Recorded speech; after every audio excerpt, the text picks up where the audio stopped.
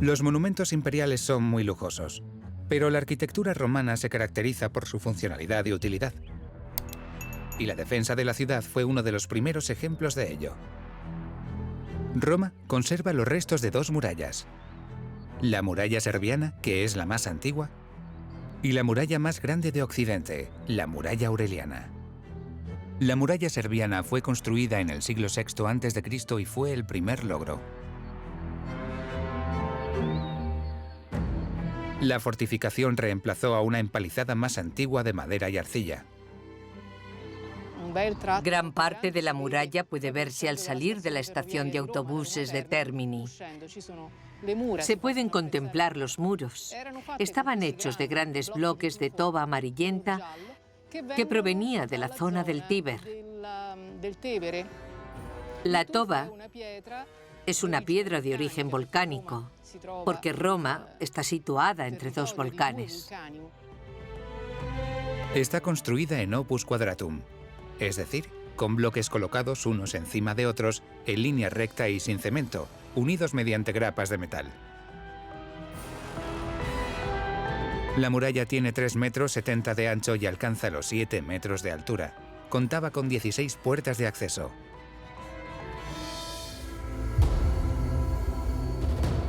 Pero a partir del siglo III después de Cristo, la ciudad había crecido considerablemente y Roma debía protegerse de las invasiones bárbaras. Razón por la cual se creó la muralla más grande de Occidente.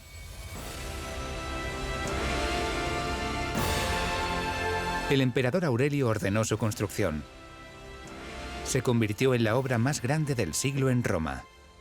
Los muros se terminaron en apenas 5 años. La impresionante muralla se extiende a lo largo de 19 kilómetros y rodea un área de 14 kilómetros cuadrados. Fue construida con la técnica de moldeado. 2 paredes de ladrillo forman el exterior de la muralla y en medio vertieron hormigón romano. Tiene un grosor de 3,5 metros y entre 8 y 10 metros de altura, reforzada con torres colocadas cada 30 metros para defender la ciudad. En el año 500 después de Cristo, la muralla poseía 383 torres, más de 7.000 almenas y 18 puertas principales. La muralla aureliana está muy bien conservada, sobre todo gracias a su uso constante hasta el siglo XIX. Roma era esplendorosa en la era imperial, pero no era el caso a principios del siglo VIII a.C. Cuenta la leyenda que fue fundada por Rómulo en el 753 a.C., justo donde su hermano y él fueron recogidos por una loba. La historia de la antigua Roma se divide en 3 etapas: monárquica al principio, luego republicana y finalmente imperial. Las ruinas romanas más importantes son las de la etapa imperial, que además fue la más rica de la historia de Roma.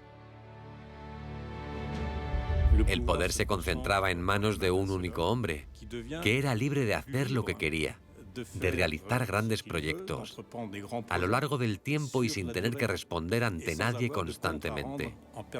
El segundo motivo es que Roma, en la era imperial, se convirtió en la dueña total del mundo mediterráneo y acaparaba todas las riquezas intelectuales y materiales de la zona. Alejandría, el Museo de Alejandría, se convirtió en un centro de ingenieros romanos. Así, los romanos podían ir a por mármol sin ningún problema a África, a Egipto, a la actual Turquía o a Grecia. Todas las riquezas estaban a su disposición.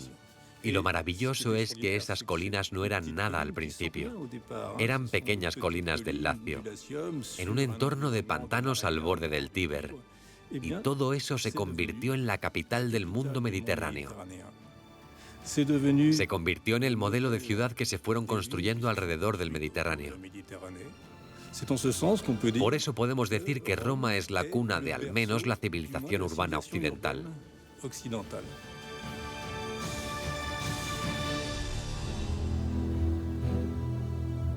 El imperio de Roma alcanzó dimensiones de 3 millones de metros cuadrados y su autoridad se extendió a 90 millones de habitantes. Roma fue la ciudad más poblada del mundo antiguo. Se cree que en el siglo I a.C. había alrededor de 1 millón de habitantes en Roma. Es algo colosal. Es una auténtica megalópolis, teniendo en cuenta que Roma es 6 veces más pequeña que la ciudad de París. París tenía poco más de 2 millones de habitantes y Roma 1 millón en una superficie 6 veces más pequeña. La población vivía bastante apretada en callejuelas estrechas y sinuosas. Faltaba espacio por todas partes. Estalló entonces en Roma una crisis de alojamiento. Eso significa que hizo falta construir a lo alto para alojar a todas esas personas.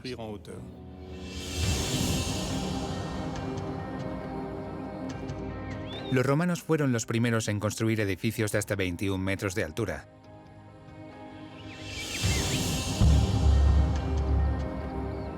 Con 5, 6 o 7 pisos.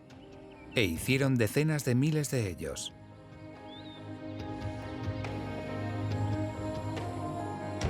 Los restos que hay a los pies de la colina capitolina son únicos.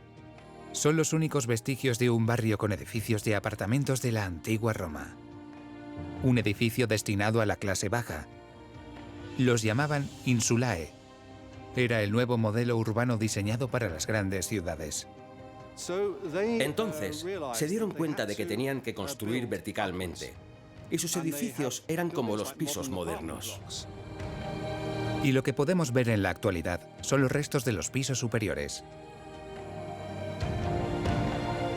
El primer piso y la planta baja están a 9 metros bajo tierra. Según algunas investigaciones, 380 personas habrían vivido en este bloque de pisos. La construcción de ladrillo permitía hacer edificios de varios pisos, y así fue como nacieron las insulae, es decir, unas islas que son edificios de varios pisos destinados a alojamientos. No son viviendas de lujo, sino apartamentos normales, viviendas para el pueblo. Y eran como pueblos de por sí. Desde la perspectiva de la gente de la antigüedad, era algo sorprendente. Cuando llegaban a Roma, veían edificios que podían tener 6 o 7 plantas. Los inquilinos más pudientes vivían en la planta baja. Es al contrario que ahora. Y es por motivos lógicos. No había ascensores. La segunda razón importante era que no había abastecimiento de agua en los pisos superiores. Los inquilinos debían hacerse con cántaros y jarras y llenarlos en las tinas que había bajando la escalera, probablemente con agua de una de las 1.352 fuentes de la ciudad. Y la tercera razón es que se utilizaba mucho la madera en estas construcciones y los incendios eran muy frecuentes. El fuego era un grave problema para las construcciones tradicionales cuando estaban hechas de madera. Y siempre había madera, en los techos o en los suelos. Así que cuanto más alto vivían, más peligroso era. Para calentarse y para cocinar tenían braseros portátiles y lámparas de aceite para alumbrar. Y es comprensible que tanto con esos braseros como con las lámparas de aceite, que se colgaban donde fuera, que se transportaban a mano o que se posaban en los muebles, el mínimo vuelco podía acabar en una catástrofe. En la era imperial se contabilizaron más de 46.000 insulae.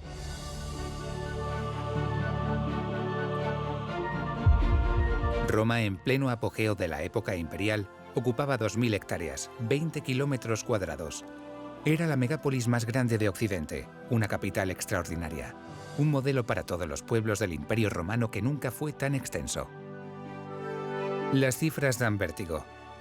En el año 314 de nuestra era, en Roma había 11 fórums, 200 templos, 11 termas importantes, 12 basílicas, 2 anfiteatros, 43 arcos del triunfo, y además 37 puertas, 19 acueductos, 5 circos, 2 naumaquias, lagos artificiales donde se representaban batallas navales 967 baños públicos, 1.352 fuentes, 3 teatros, 9 puentes, 11 columnas conmemorativas, un estadio y un odeón, 46.000 pisos, centenares de almacenes y miles de tiendas.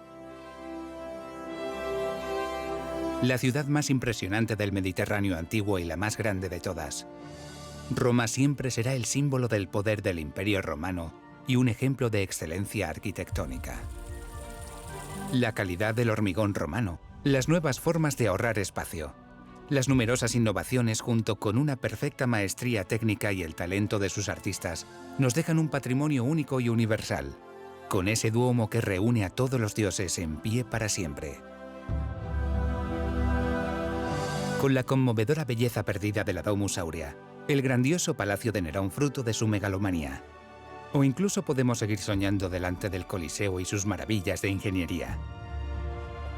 La arquitectura romana no deja de sorprendernos, poniendo la tecnología al servicio de un estilo de vida romano.